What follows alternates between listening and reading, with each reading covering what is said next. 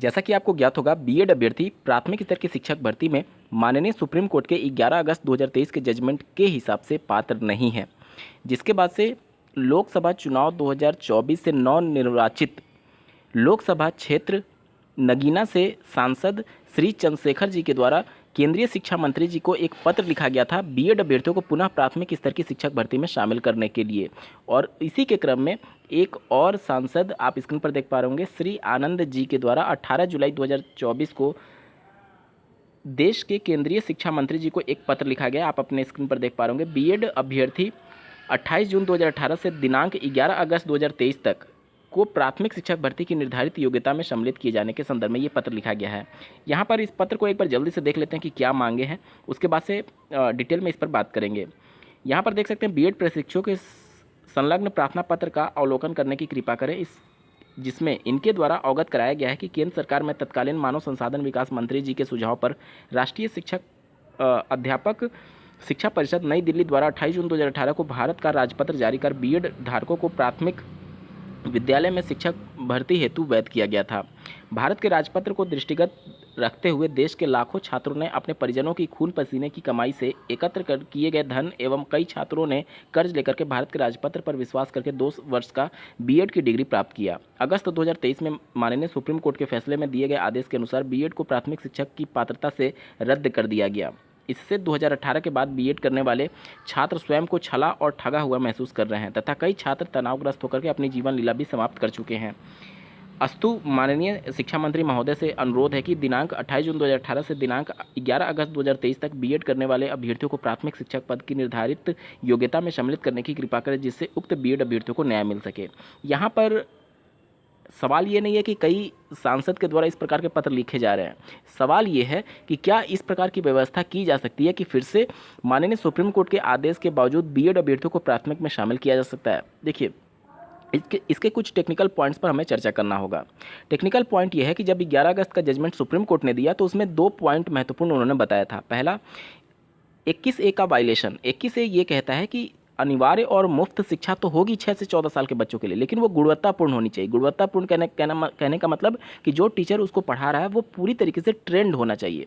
BEd अभ्यर्थियों की जो नियुक्ति के बाद 6 महीने का ब्रिज कोर्स कंडक्ट कराया जाता है वो पूरी तरीके से ट्रेंड नहीं है, बल्कि नियुक्ति के बाद वो 6 महीने का ट्रेनिंग ले रहे हैं। इस वजह से सुप्रीम कोर्ट ने उन्हें अनट्रेंड पाते हुए उनको प्राइमरी के लिए एक तरीके से इनवैलिड घोषित कर दिया गया था।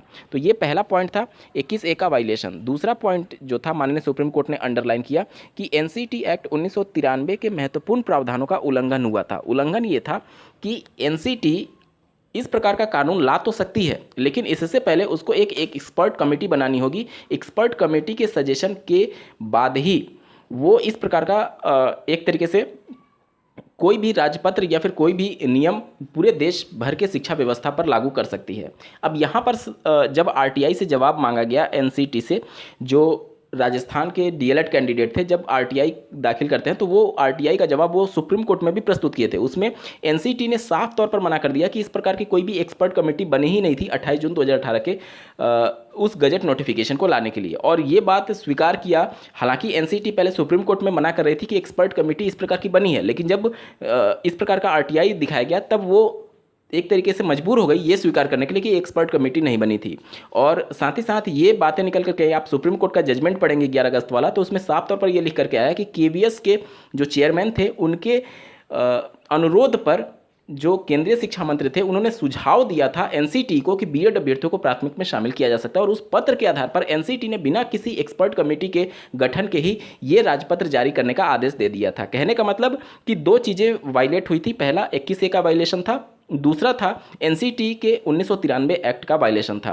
तो इन दोनों चीज़ों को ठीक करके क्या बीएड को फिर से शामिल किया जा सकता है? देखिए, ये चीज़ें इतनी हाईलाइट हो चुकी हैं कई राज्यों के हाई कोर्ट में और अब सुप्रीम कोर्ट के द्वारा निस्तारित हो चुकी है। तो अगर इस प्रकार की ज़बरदस्ती की बातें की जाती हैं एनसीटी की तरफ से, तो एनसीटी को भी पता है कि ये मामला फिर से सुप्रीम कोर्ट में चला जाएगा।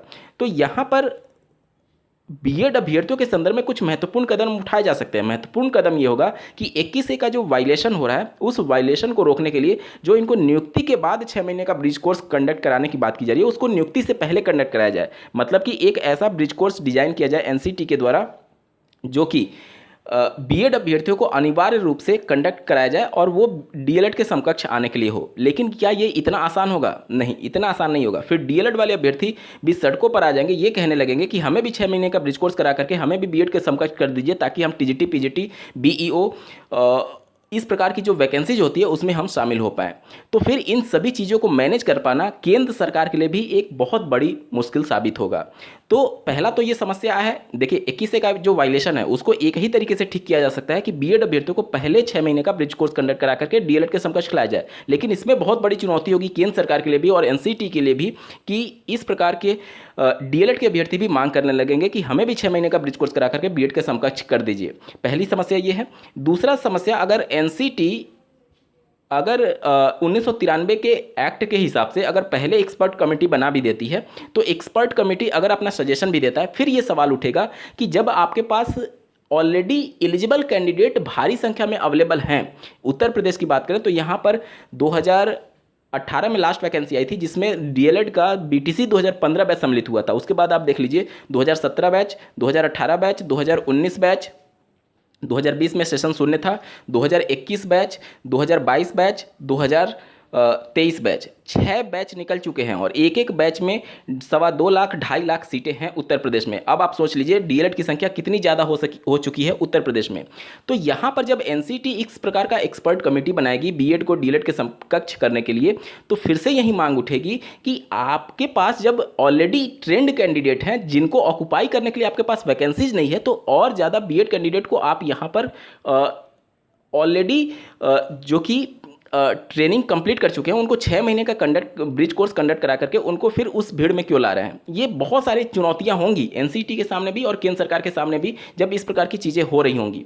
और इसका विरोध डीएलएड कैंडिडेट वाले भी ज़बरदस्त करेंगे, इसलिए करेंगे क्योंकि यहाँ पर प्राइमरी की केवल बात नहीं है। यहाँ पर अगर आप पोस्ट वाइज देखेंगे तो जो सुविधाएं या फिर जो सैलरी मिलती है प्राइमरी से ज़्यादा आप अपर प्राइमरी देखेंगे, अपर प्राइमरी से ज़्यादा टीजीटी में देखेंगे और टीजीटी से ज़्यादा पीजीटी में देखेंगे। इसके अलावा बीईओ जिसे खंड शिक्षा अधिकारी बोला जाता है, वो भी एक अधिकारी रैंक का पोस्ट है जिसके लिए केवल बीएड अभ्यर्थी एलिजिबल है। तो यहाँ पर फिर से ये विवाद छिड़ जाएगा कि फिर डीएलएड को भी 6 महीने का ब्रिज कोर्स करा करके आप इसमें शामिल करिए। और ये मैटर ऑलरेडी सुप्रीम कोर्ट ने अपने कोर्ट जजमेंट में लिखा हुआ है कि यहाँ पर केंद्र सरकार की मंशा सिर्फ और सिर्फ बीएड को रोजगार देने की थी, ना कि क्वालिटी एजुकेशन देने की थी। तो यहाँ पर इन सभी चीज़ों को अगर एनसीटी और केंद्र सरकार चाहकर भी करना चाहे तो बहुत ज़्यादा चुनौतियां हैं। एक तो सड़कों पर फिर से डीएलएड वाले कैंडिडेट उतर जाएंगे और मामले को फिर से सुप्रीम कोर्ट में चैलेंज किया जा सकता है, जिसमें जो पॉइंट्स ऑलरेडी सुप्रीम कोर्ट ने हाईलाइट किया है उसका जवाब देना एनसीटी के लिए भी बहुत मुश्किल हो जाएगा और केंद्र सरकार के लिए भी बहुत मुश्किल होने वाला है। यहाँ पर इस लेटर में अगर आप देखेंगे तो यहाँ पर मांग ये की जा रही है कि 11 अगस्त 2023 के जजमेंट तक जो अभ्यर्थी बीएड कर लिए हैं उनको प्राइमरी में मान्य किया जाए। फिर ये वाले कैंडिडेट भी मांग करने लगेंगे कि 11 अगस्त तक जिनका बीएड कंप्लीट हुआ है वो तो ठीक है, लेकिन 11 अगस्त तक जब तक जजमेंट नहीं आया तब तक तो वो वैलिड था। उस कंडीशन में जो 11 अगस्त तक एडमिशन ले लिया यानी 2023 में जाकर के या फिर जिसका 2024 के जनवरी में जाकर के कंप्लीट हो रहा होगा बीएड, उसको भी आप मान करिए।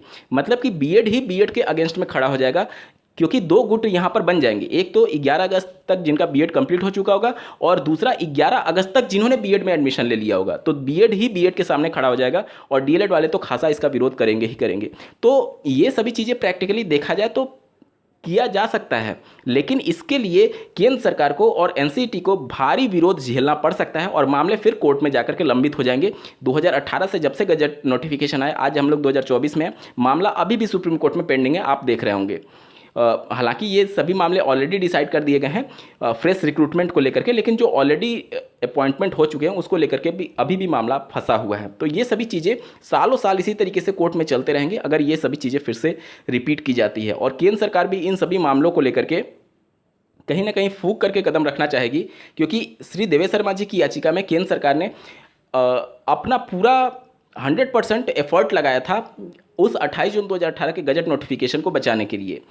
और ऑलरेडी इन सभी मामलों में केंद्र सरकार अपना पक्ष रख चुकी है सुप्रीम कोर्ट में, तो वो इन सभी चीज़ों से भली भांति अवेयर है, शिक्षा व्यवस्था भली भांति इन सभी चीज़ों से अवेयर है, तो वो भी इन सभी चीज़ों में पढ़ना चाहेगा या नहीं ये भी देखने वाली बात होगी। और जिस प्रकार से लोकसभा चुनाव के नतीजे आए हैं वो अब केंद्र सरकार भी फूक फूक करके कदम रखेगी, कहीं इसका खामियाजा हमें अन्य राज्यों में जहां पर इनकी ऑलरेडी सरकार है वहां पर इसका खामियाजा ना भुगतना पड़ जाए। तो ये सभी चीज़ें हैं जिसको लेकर के निश्चित तौर पर अब इसमें राजनीति होना लाजमी भी है। और जिस प्रकार से अगर टेक्निकल पॉइंट्स को देखा जाए तो टेक्निकल पॉइंट्स में अगर कमियों को दूर करके एनसीटी फिर से कोई गजट लाना चाहेगा तो यहाँ पर डीएलएड कैंडिडेट फिर से उसको सुप्रीम कोर्ट में चैलेंज कर सकते हैं या फिर सड़कों पर उतर सकते हैं। इन सभी मामलों को लेकर के आपका क्या कुछ कहना है कमेंट के माध्यम से जरूर बताइएगा और ऐसे ही महत्वपूर्ण अपडेट के लिए इस चैनल को सब्सक्राइब करना ना भूलें। इस वीडियो को देखने के लिए आपका बहुत बहुत धन्यवाद। भगवान करे आपका दिन शुभ हो।